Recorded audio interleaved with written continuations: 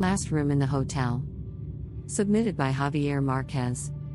I had heard the rumors before. There was a hotel in Manila with a room no one would dare stay in. Locals knew to avoid it, and even some of the hotel staff whispered about its strange history. People talked about it in hushed tones, exchanging eerie glances. The rumors were passed around by those who had lived in the city long enough to know, but no one really knew what had happened there. Only that it was bad. Me? I wasn't one to believe in ghost stories or old superstitions. I considered myself a rational man, grounded in reality, not easily swayed by fear of the unknown. So when I found myself with no choice but to stay at that hotel, I shrugged off the warnings. They were just that, old stories, nothing more. That's probably why I ended up in room 303. When I arrived at the hotel, it was late, past midnight. The streets of Manila were still alive with the sounds of nightlife, but the hotel lobby was eerily quiet. The dim lighting and sparse decor made it feel older than it probably was. The receptionist, a young man who looked like he had been on his shift for far too long, barely glanced up as I approached the desk. "Good evening, sir. How may I assist you?" His voice was polite, but there was an edge to it, like he was hoping I would just turn around and leave. "I need a room for the night," I replied, my tone firm but tired. He hesitated, his fingers pausing over the keyboard. He glanced up at me, then quickly back at the screen. "I'm sorry, sir, but we only have one room available." His voice dropped to a near whisper. "Room 303? I saw the way his eyes flicked toward me. There was something in his look, a mixture of concern and fear? "Is there something wrong with it?" I asked, more out of curiosity than concern. I wasn't the type to spook easily. The receptionist hesitated, biting his lip. "It's just that. Some guests have reported strange experiences in that room. Noises, disturbances. Some have even requested to leave in the middle of the night. But nothing serious." He looked down, almost as if embarrassed to even mention it. "A ghost story in the heart of Manila?" I almost laughed. "I'm not afraid of a few creaking floors or some outdated wiring," I said with a dismissive wave. "I'll take it." He gave me the key, but there was a tension in the air as he handed it over. It wasn't the electronic card most modern hotels use. No, this was an old, brass key attached to a heavy, rusted keychain. A sign of how dated the place really was. As I made my way to the elevator, I noticed how deserted the hotel seemed.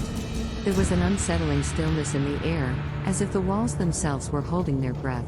The hallway on the third floor was dimly lit, the light bulbs flickering every so often, casting long, distorted shadows on the faded wallpaper. The door to room 303 loomed at the far end, looking no different than any other door in the hotel. But as soon as I stepped in, I felt it. The room was musty, and the air felt heavy, like it hadn't been disturbed in years. There was a slight chill, even though the Manila heat pressed against the outside windows. I threw my bags on the floor and surveyed the room. It was simple enough, an old bed with a creaky frame, a small desk, a dusty wardrobe, and a TV that looked like it hadn't been turned on in decades. It was the kind of room that made you feel like time had stopped the moment you entered. As I unpacked, I noticed something strange. The bathroom mirror, fogged up as if someone had recently taken a hot shower. I hadn't touched the sink or shower, and yet, there it was, condensation clinging to the glass. I wiped my hand across the mirror and froze. There, right behind where I had just wiped, was a small handprint. Faint but distinct. A chill ran down my spine. I tried to rationalize it.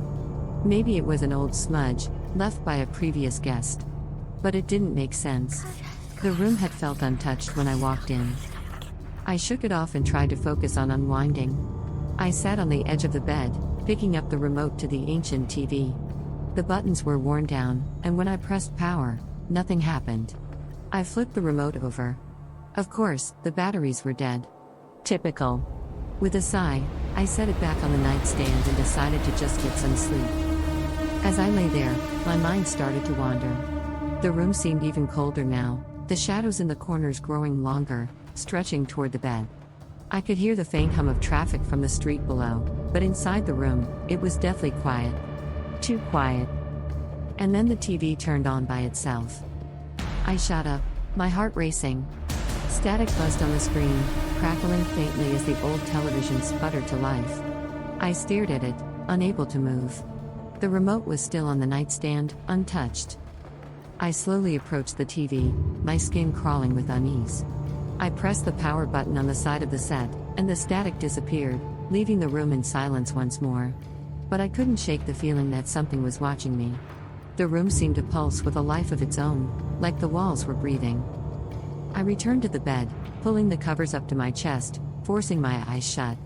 I needed to sleep. But the unease wouldn't let me rest. Then came the scratching. It started softly, like nails running lightly over the window pane. My eyes flew open, heart pounding in my chest. The sound grew louder, more frantic, like something was trying to claw its way inside. I sat up, staring at the window, trying to see through the thin curtains. There was nothing there, nothing that should be making that noise. I slowly got out of bed, every instinct telling me to stay put, but I couldn't ignore it. I reached for the curtain and yanked it open. Nothing. The window was empty, just a reflection of my own face staring back at me in the glass. Suddenly, the scratching stopped. The room was silent again, but the silence wasn't comforting. It was oppressive. The air was thick, heavy with a presence I couldn't explain. I backed away from the window, feeling the weight of the room pressing down on me. My legs felt weak, and as I stumbled back into bed, I couldn't shake the feeling that something was wrong. Terribly wrong. I lay there, my eyes wide open, the shadows in the room twisting and writhing like they were alive. The musky smell grew stronger, almost suffocating. I could feel a cold breath on the back of my neck, as though someone was standing right behind me. Then the whispers started. At first, they were faint, barely audible. But as the minutes passed, they grew louder, more insistent. They seemed to come from all around me, swirling in the air. I couldn't make out the words, but the tone was clear, angry, desperate. I tried to move, but my body wouldn't respond. I was frozen, paralyzed by fear. The whispers grew louder and louder until it felt like they were screaming inside my head. And then, just as quickly as it started, everything stopped. The room was silent again. I could move.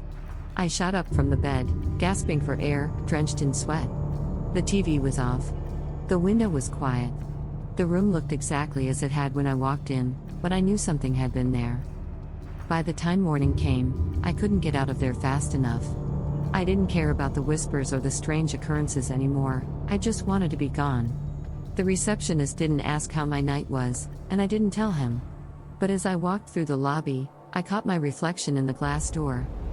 And for a split second, just behind my reflection, I saw a face. Hollow, pale, with wide, empty eyes. I left Manila that day, and I've never gone back to that hotel. But even now, years later, I can still feel the weight of that room pressing down on me. I can still hear the whispers, faint but persistent, echoing in the back of my mind. Some places are haunted not by ghosts, but by the memories of what's been lost inside their walls. Room 303 was one of those places.